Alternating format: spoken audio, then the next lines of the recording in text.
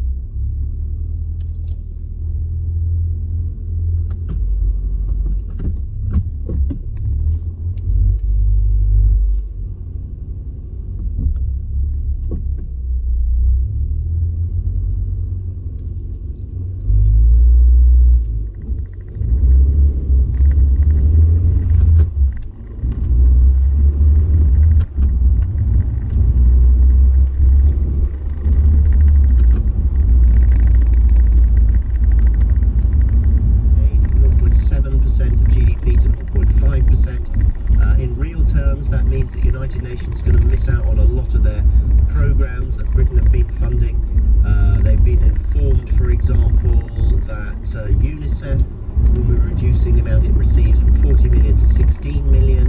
The UN's Population Fund, which helps with worldwide family planning, is being cut from 154 million to 23 million. And the UN's Children's Agency says their aid for children in peril from Britain is being cut this year by 60%.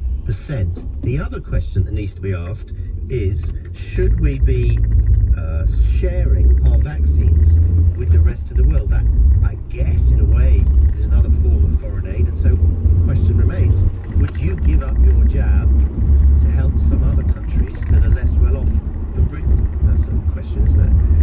Mike is in Beverley in East Yorkshire. Hi, Mike. Hi, Rick. Yeah, my point about this is about Britain's standing in the world. France and Germany have increased their foreign aid budgets. We've cut our foreign aid budget, but the cherry on the cake is we announced this week that we're going to spend 100 million quid on a flagship to sail around the world to trade and business conferences to promote Britain. Well, it's reducing our foreign aid just destroys our image in the world. And then we're talking about 200 million on a flagship to sail around. Seems madness. So, for you, there's actually the benefit of our standing in Europe. Why is that important? Sorry, in the world. Why is that important?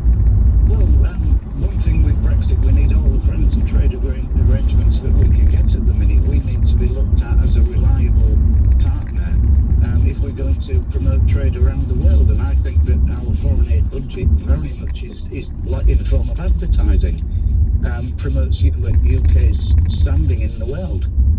What about sharing vaccines that we've ordered with the rest of the world?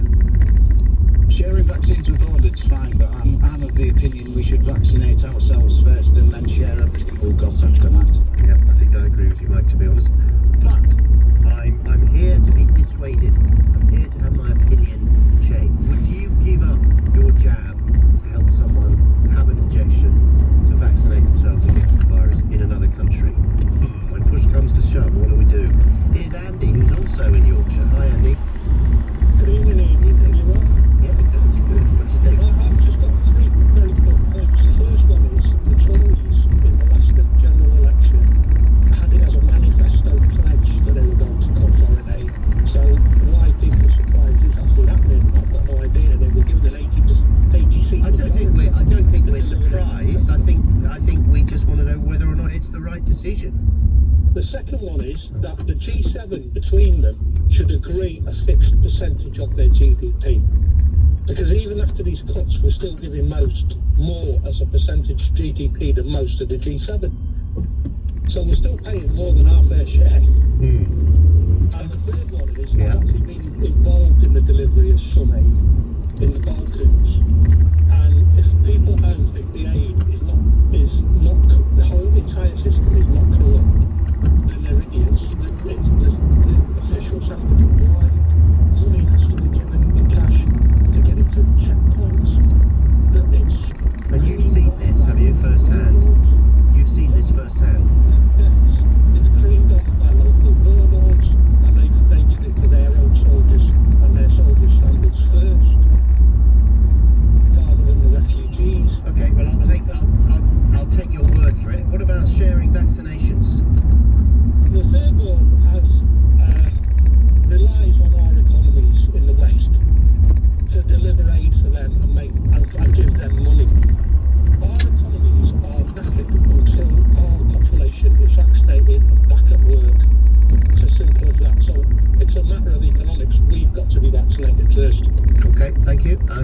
unison on this so far, unless you want to change our minds. Caroline says these are massive cuts to foreign aid, and it was already very small compared to something like defence, which wastes billions on weapons. Who's this from? Doesn't say. Lars from Lazarus. Evening, Ed. UK reducing its aid to poorer countries has always been tied to economic interests.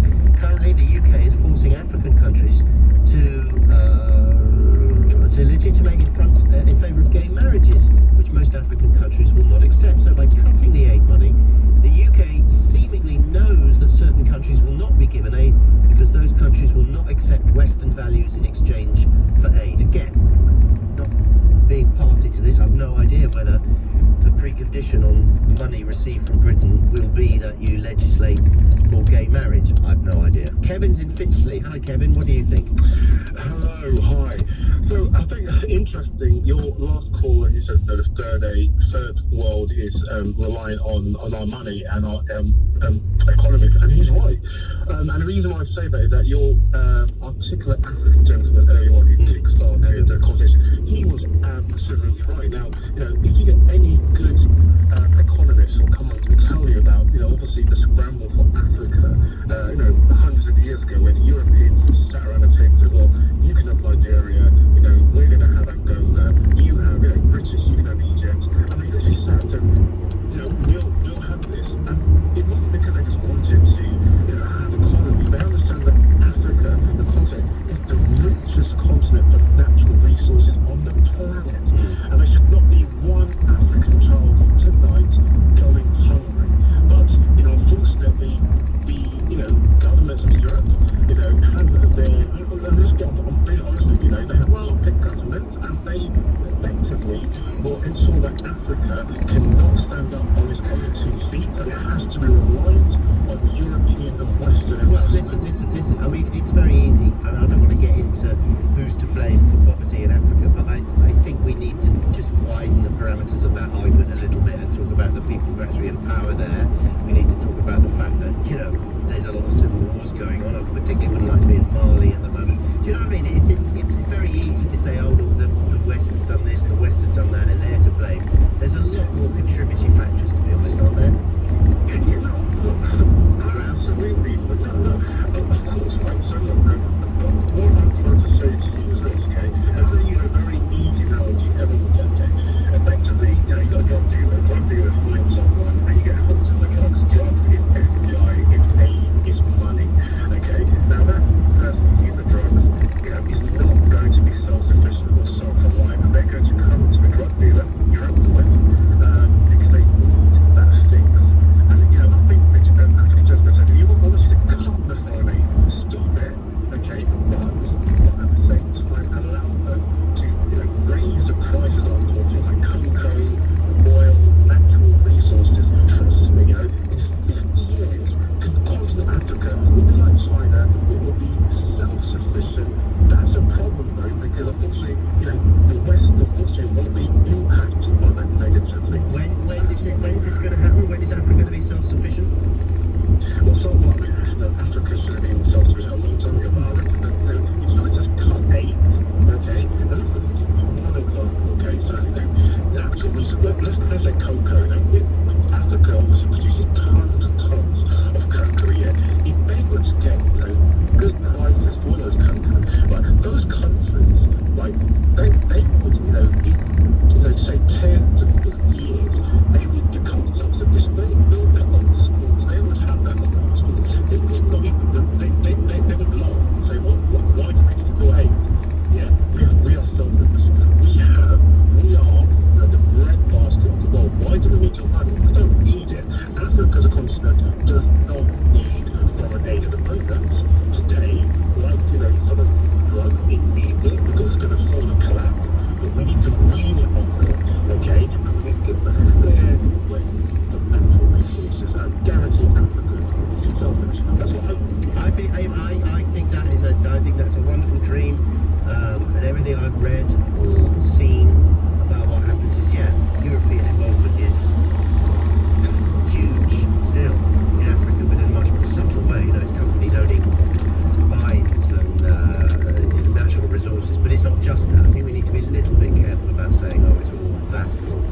That's the reason. That's the reason. There's lots and lots of reasons. And by the way, in response to Andy, who said the cuts were in the manifesto, we've looked at the Tory manifesto. Actually, it's not true. There was a commitment in the last manifesto to maintain the headline figure of 0.7% of GDP funding for overseas development aid. But that has changed.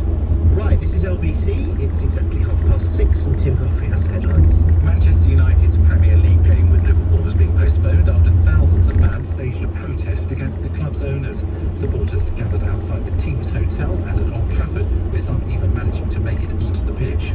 The Foreign Office is downplaying the prospect of British-Iranian woman Nazanin Zaghari-Ratcliffe's release from Iran. Claims were made on Iranian state TV that the UK would pay a £400 million debt to secure her release. Her family say they haven't been updated. Extra testing could soon cut the need for people to self-isolate if they've been in contact with someone with coronavirus. A trial in England will see up to 40,000 people given lateral flow checks every day, and they won't have to self-isolate unless they test positive. The weather turning chilly this evening with daytime showers dying out, windier in the west, and alert -2 in Scotland. LBC.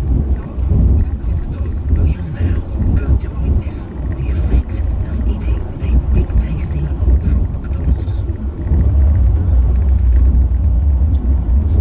It's back. Big Tasty, big silence. Served after 11 AM, participating restaurants only, available until the 4th of May. Yesterday, you weren't thinking about starting a business. You were thinking, I can't be the only person who makes birthday gifts for their dog.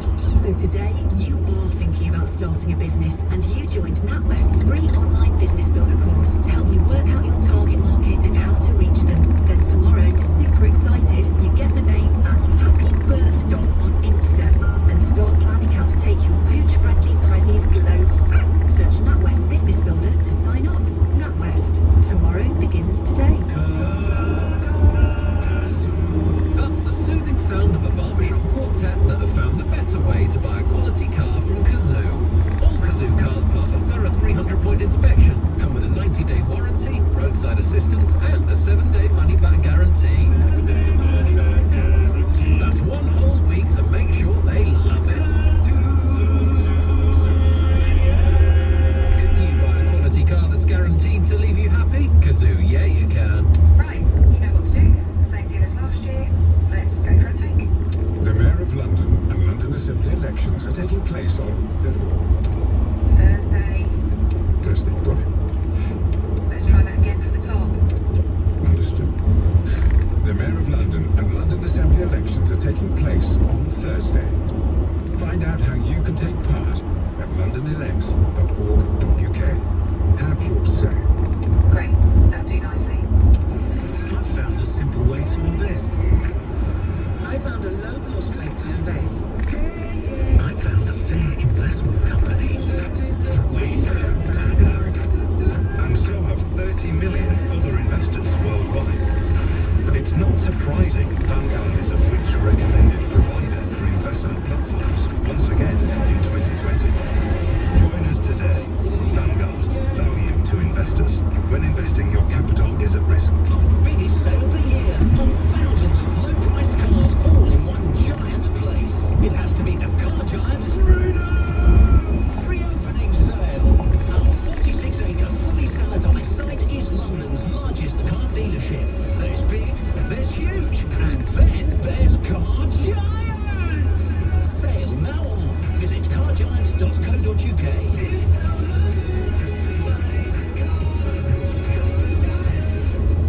Catch-ups or haircuts, holidays or just sunny days, drinks out or a kickabout. At Bupa Dental Care, we know you're ready to press play on life after lockdown. With our practices open, providing COVID-safe dental treatment, now's the perfect time to book a private checkup or that smile makeover you've been thinking about. Search your nearest practice today at bupadentalcare.co.uk and get ready to take your smile off pause. Start the conversation today. Sign up and browse profiles for free at helloudating.com. 650 people a minute, 39,000 people an hour, 460,000 people every day. Join the millions already vaccinated. The COVID-19 vaccine protects you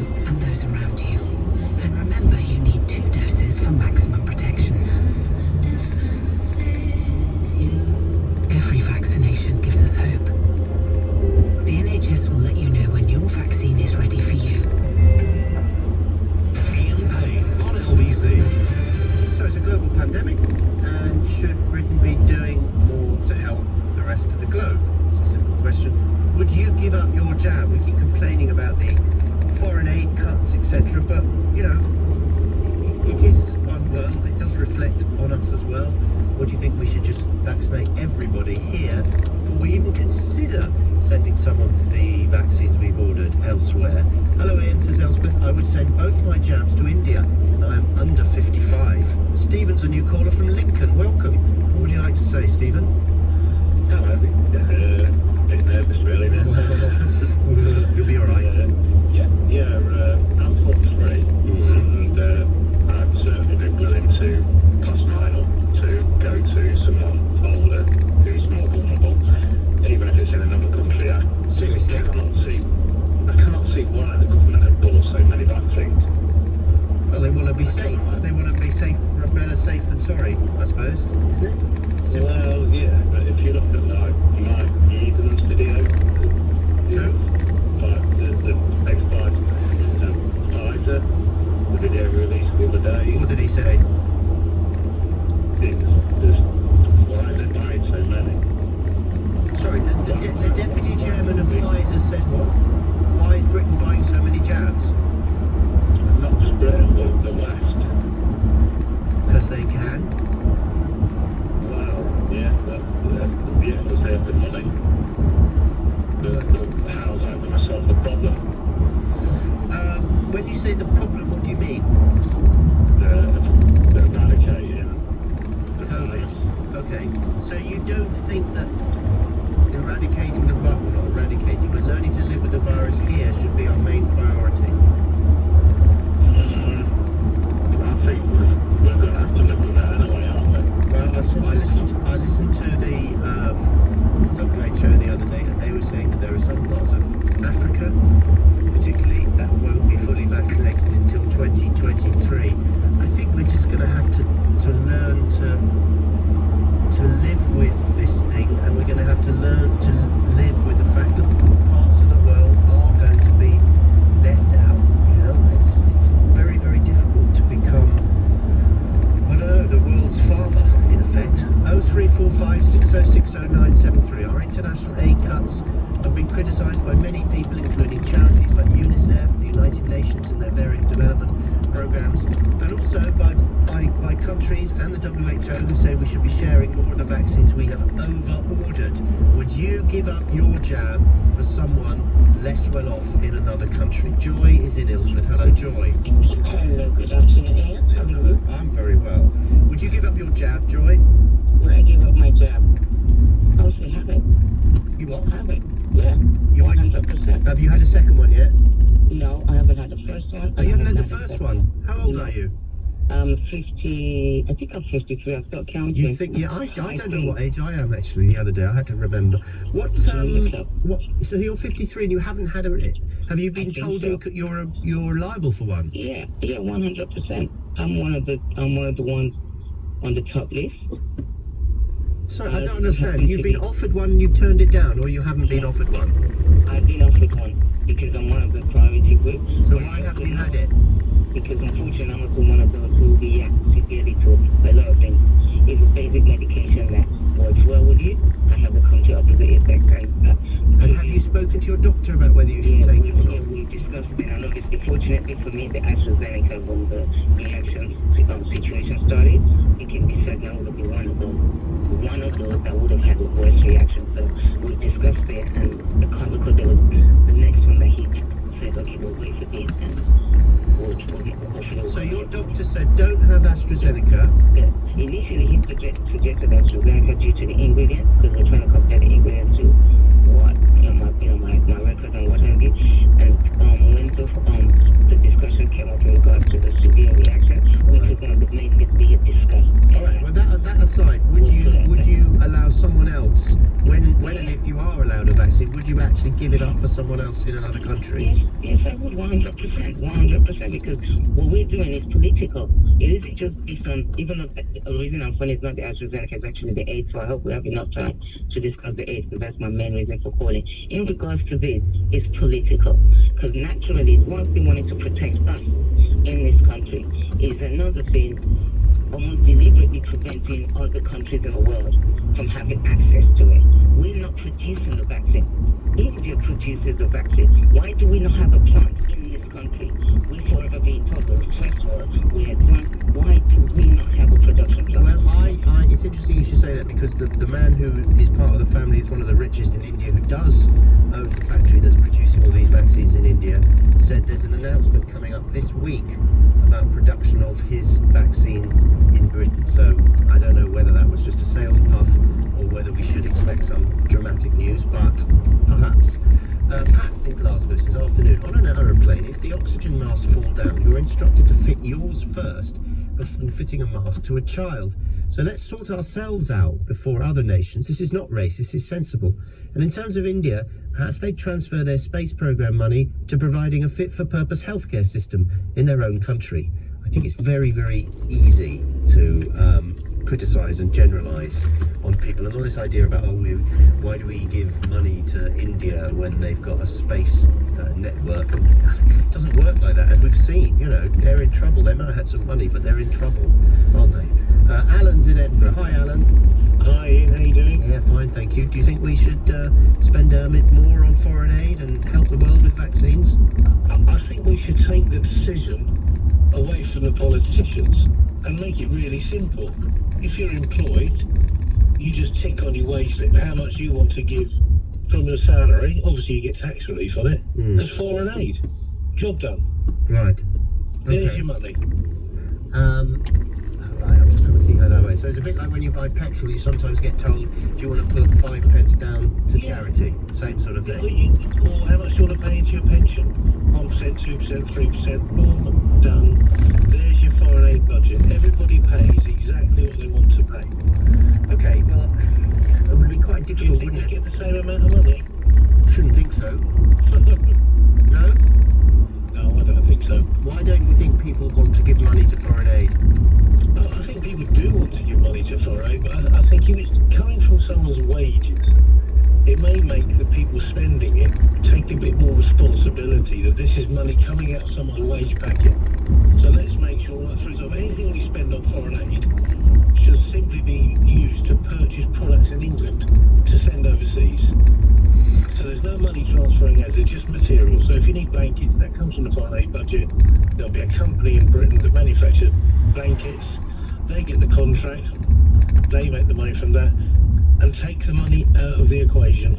Would you give up your jab for someone in a less well-off country? No. Neither of them? No, I mean, when you're on an airplane, when the masks come down, what do they tell you? I've just read that out. Yeah, they said sort the child, sort yourself out before the child. Absolutely. Why is that? Because you can help the child and they can't help you. There's like people turning down vaccines. I wonder what their next door neighbour thinks to that. It's an interesting point, Alan. It's an interesting point. I'm asking whether or not you think that we should, A, give more in foreign aid.